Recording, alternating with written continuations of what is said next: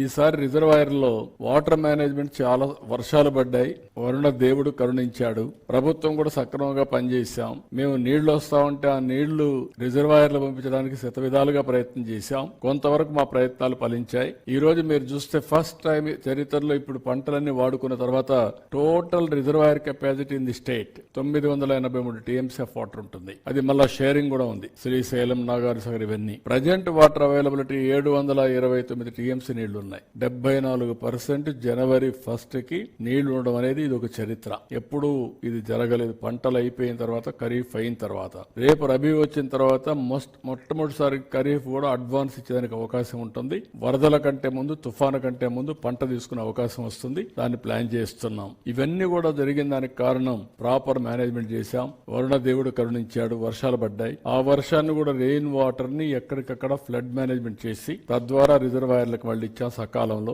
ఇవన్నీ కూడా కలిసి వచ్చి ఈ రోజు వాటర్ స్టోరేజ్ చేయగలిగాం. నేను ఎప్పుడూ చెప్పేవాడిని, మనం గాని సమర్థవంతంగా నదులు అనుసంధానం చేసి ఎక్కడికక్కడ రిజర్వాయర్స్ కూడా కొన్ని కట్టుకోవాల్సిన అవసరం ఉన్నాయి. అవి కట్టుకుంటే భవిష్యత్తులో నీటి సమస్య ఉండదు. ఆంధ్రప్రదేశ్ 2 సమస్యలు ఉన్నాయి. ఒకప్పుడు ఒక పక్క తుఫాన్లు, ఇంకో పక్క కరువుని సమర్థవంతంగా ఎవ్రీ ఎకరాకు నీళ్లు ఇచ్చి సమర్థవంతంగా ఎదుర్కొంటే తుఫాన్ని ఎట్లా ఎదుర్కోవాలన్నది తప్పదు. అది ఎదుర్కొంటాం.